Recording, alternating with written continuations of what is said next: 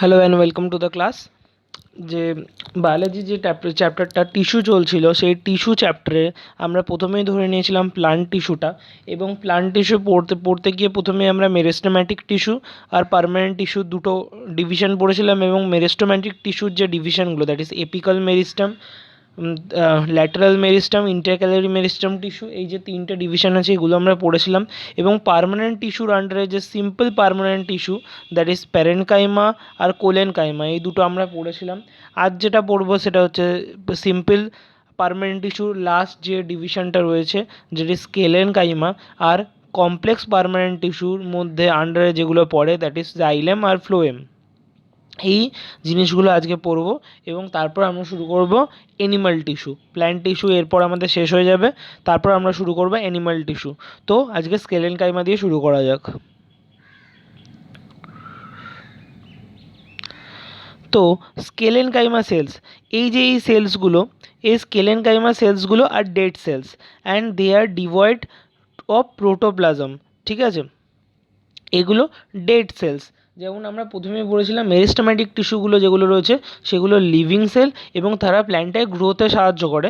এবং permanent tissue যেগুলো রয়েছে সেগুলো কিন্তু ডেড হয়, সেগুলো কিন্তু গ্রোথে কোনো রকম আর হেল্প করে না। এবং তাদের মধ্যেও প্যারেনকাইমা যেটা ছিল, প্যারেনকাইমা কিছুটা মানে কি বলবো, লিভিং যে প্রপার্টিসগুলো রয়েছে সেগুলো প্যারেনকাইমার মধ্যে কিছুটা ছিল, কিন্তু স্কেলেনকাইমা পুরোপুরি ডেড সেল। সুতরাং এর মধ্যে কোনোভাবেই মানে গ্রোথে হেল্প করে না। ঠিক আছে, the cell walls of sclerenchyma are greatly thickened of lignin. ঠিক আছে, তো লিগনিন দিয়ে এইটা তৈরি হয়। ঠিক আছে, যে স্কেলেনকাইমার যে সেল ওয়ালসগুলো রয়েছে সেগুলো লিগনিন দিয়ে তৈরি হয়। Such cell walls are called lignified. ঠিক আছে, এই সেল ওয়ালগুলোকে লিগনিফাইড বলে।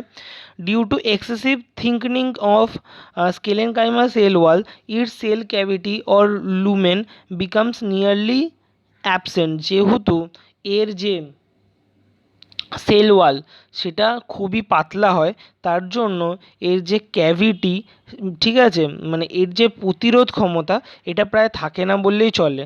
The cells of sclerenchyma are closely packed without intercellular spaces. ঠিক আছে, ইন্টারসেলুলার স্পেসেস মানে কি বলেছিলাম, ইন্টারসেলুলার স্পেসেস মানে হচ্ছে এরকম টাইপের, এই যে দুটো সেলের মাঝে যে জায়গাটা থাকে সেটাকে ইন্টারসেলুলার স্পেসেস থাকে, ইন্টারসেলুলার স্পেসেস বলে।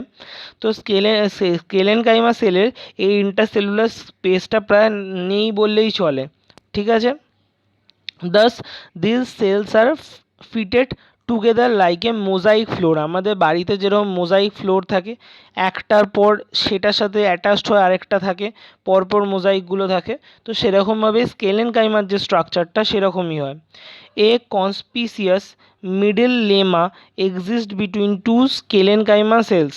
এ conspicuous middle lamellas, a middle lamella, এবার এই মিডল লেমাটা কি বলেছে, এটা হচ্ছে একটা thin layer of cementing substances containing pectin, lignin and protein. It occurs between the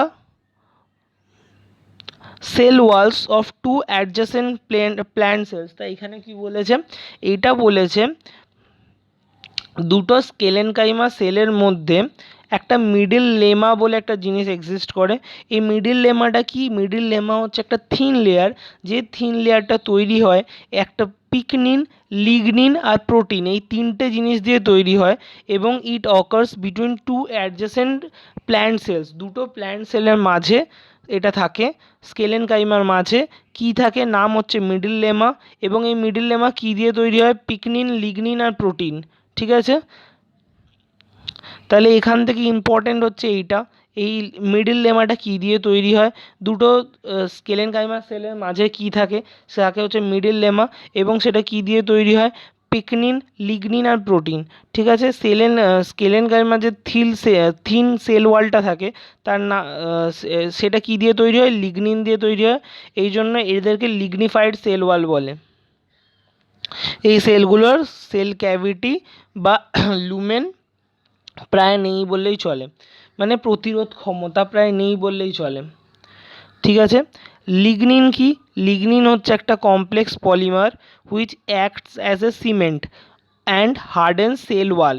তাহলে আমাদের বাড়িতে যেমন কি দেওয়াল যখন তৈরি হয় তখন আমরা ইটের গায়ে কী করি? সিমেন্ট দিই। সিমেন্ট দিয়ে আমরা কী করি?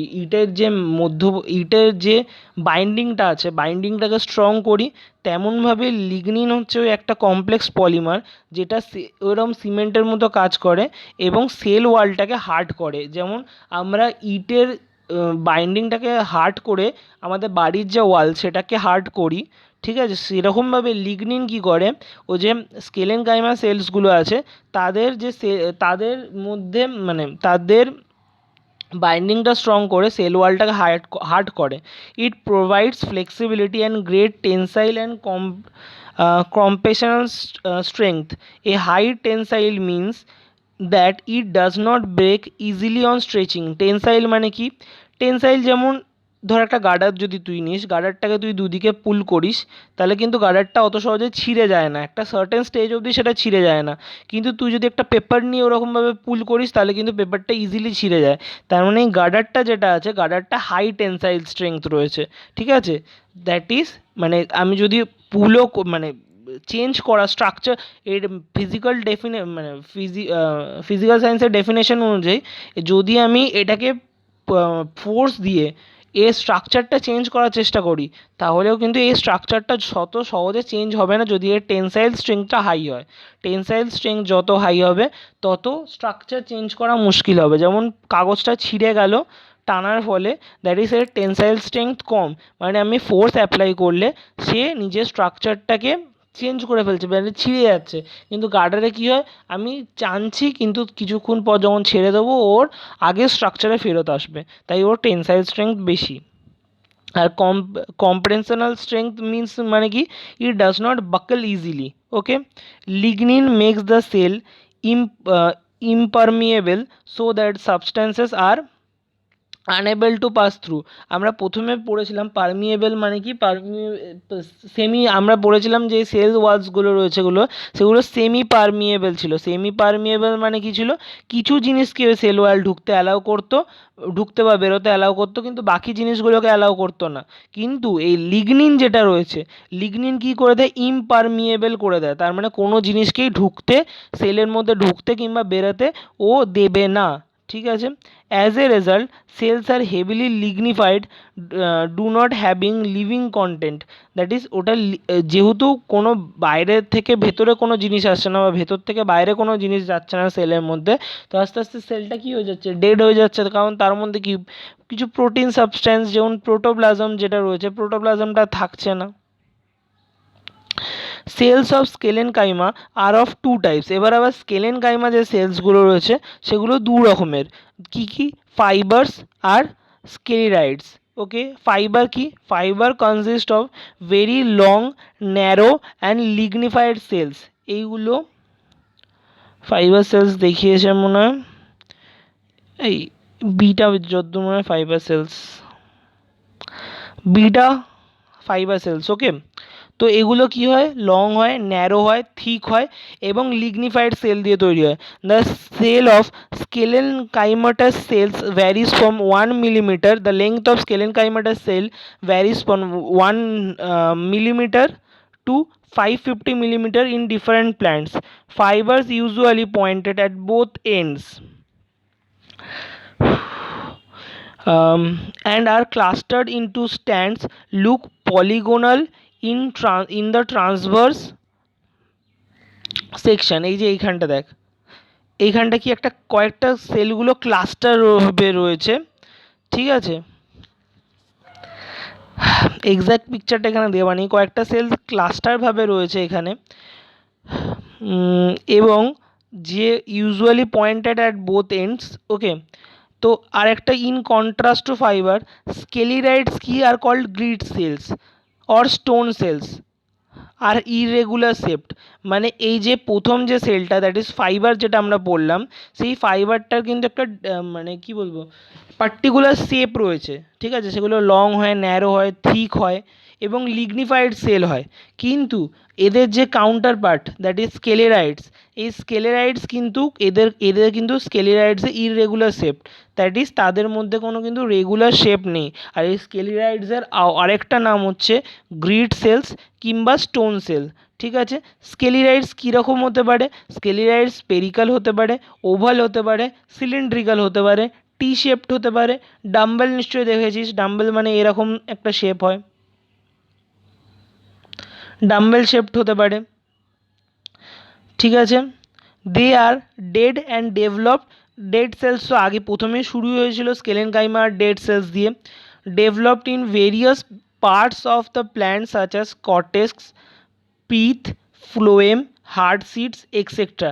এইসব জায়গাগুলোর মধ্যে আমাদের স্কেলেনকাইমা সেল থাকে, কর্টেক্সে থাকে, পিতে থাকে, ফ্লোয়েমে থাকে এবং হার্ড সিডসের মধ্যে এগুলো থাকে। Often oblique thin areas are found in thick walls of both fibers and sclerites. These are called pits. ঠিক আছে, পিটস কাকে বলে তাহলে? এখানে কি ছবিটা দিয়েছে না দেয়নি?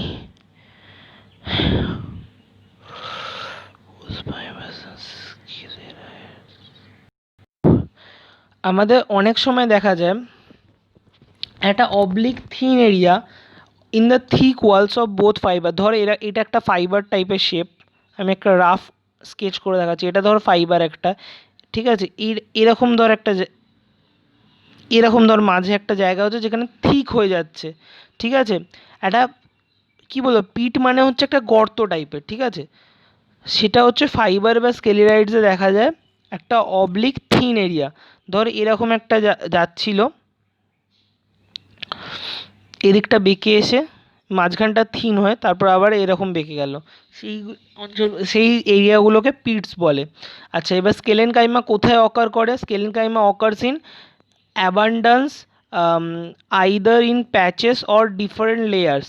ঠিক আছে, দে আর ফাউন্ড ইন স্টেমে পাওয়া যায়, রুটে পাওয়া যায়, ভেন্স অফ লিভসে পাওয়া যায়, হার্ড কভারিংস অফ সিডস অ্যান্ড নাটসে পাওয়া যায়। আর স্কেলেরাইডস form the gritty part of most of the ripe fruits and contribute hardness of the seed coat or nut cells. এটা আমরা যে নাট মানে বাদাম যে বাদামটা পাই, বাদাম দেখবি ওপরটা যেমন, মানে কী বলবো, তুই ধর কাঠবাদাম যদি নিস, কাঠবাদামের ওপরটা দেখবি যথেষ্ট হার্ড হয়। এই হার্ডটা কেন হয়? এই হার্ডটা হয় স্কেলেনকাইমা হয়। স্কেলেনকাইমা থেকে যে স্কেলারাইডসটা ফর্ম করে সেটা এটার হার্ডনেসটাকে প্রোভাইড করে। ঠিক আছে, এবং একটা extra layers of coating provide করে। ঠিক আছে, তো এই সব জায়গায় স্কেলেনকাইমা থাকে। Husk of coconut is made of scalenchymatous tissue. It is present in mesocarp of fruit coconut. পাশে পিকচারটা অ্যাটাচ করা আছে এখানে। Yield coir a well known fiber used for mats, cordage, brushes. ঠিক আছে, তো এখানে কি বলেছে, মেসোকার্প কোনটা? দেখবি নারকোল যখন ছাড়ানো হয়, নারকোলটা ছাড়ালে এই পার্টে, ঠিক আছে, একটু দেখবি ছোবড়া ছোবড়া টাইপের জিনিস একটা পাওয়া যায়। ঠিক আছে, সেই পার্টগুলোতে স্কেলেনকাইমাটাস টিস্যু থাকে, দ্যাট ইজ স্কেলেনকাইমা টিস্যু থাকে। ঠিক আছে, এছাড়াও ফাইবার ইউজড ফর ম্যাটস, আমরা যে মাদুরে যে ফাইবারটা ইউজ করি, না মাদুর না, এটা কী সব বকছি। এবার যেটা বলেছে ফাইবার আর স্কেলারাইডসের মধ্যে ডিফারেন্স বলেছে। তো প্রথম ডিফারেন্সটাই চলে আসছে ওদের শেপের মধ্যে, দ্যাট ইজ এদের যে ফাইবারটা হয় তারা ইলংগেটেড হয়। ঠিক আছে, থিক ওয়াল্ড ডেড সেল হয়, আর এরাও থিক ওয়াল্ড ডেড সেল হয়। ঠিক আছে, কিন্তু এরা এলংগেটেড হয় না। ঠিক আছে, they are arranged in bundles, net or cylinders, they are occur singularly, মানে এরা কি বান্ডেলে থাকে আর এরা সিঙ্গেলভাবে থাকে স্কেলাইডসগুলো। They do not form covering of any plant organ. ঠিক আছে, তারা কোনো প্ল্যান্ট অর্গানকে কোনো কভারিং প্রোভাইড করে না। কিন্তু স্কেলাইডসের কি বললাম একটু আগে, তারা যে হার্ড পার্টটা, সিডের যে হার্ড পার্টটা, তারা স্কেলাইডস থেকে প্রোভাইড হয়। They provide mechanical strength and they provide stiffness.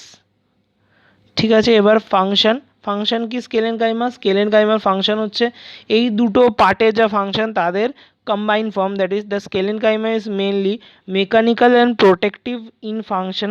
It gives strength and rigidity, flexibility and elasticity to the plant body, thus enables it to withstand various strains. ঠিক আছে, এটা কি করে, রিজিডিটি প্রোভাইড করে, ফ্লেক্সিবিলিটি প্রোভাইড করে এবং strength provide করে প্ল্যান্টকে, যাতে করে এটা বিভিন্ন চাপকে মানে অতিক্রম করতে পারে। এবার কোলেনকাইমা আর স্কেলেনকাইমার মধ্যে ডিফারেন্স। কোলেনকাইমা আমরা কি বলেছিলাম, কোলেনকাইমাতে ফার্স্ট পয়েন্ট ছিল লিভিং সেলস হয় এরা, আর স্কেলেনকাইমা কিন্তু ডেড সেলস।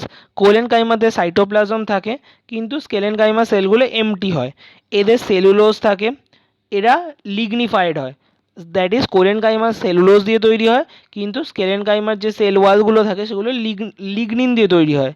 ঠিক আছে, the thickening of cell wall is not uniform. কোলেনকাইমার কী হয়, সেল ওয়ালটা সব জায়গায় একই রকমভাবে পাতলা থাকে না, কোথাও পাতলা হয় কোথাও একটু মোটা হয়। ঠিক আছে, কিন্তু এখানে cell wall thickening is uniform. Lumen of this cell is white are lumen of this cell is narrow. It provides mechanical support, elasticity to the plant body. আর এটা কি করে, শুধু বেশিরভাগ ক্ষেত্রে মানে মেনলি মেকানিক্যাল টিস্যু, এটা মেকানিক্যাল সাপোর্ট প্রোভাইড করে। ঠিক আছে, that's all for today's class. যে একটু প্রবলেম হচ্ছে, কালকে বাকিটা করাবো। Thank you.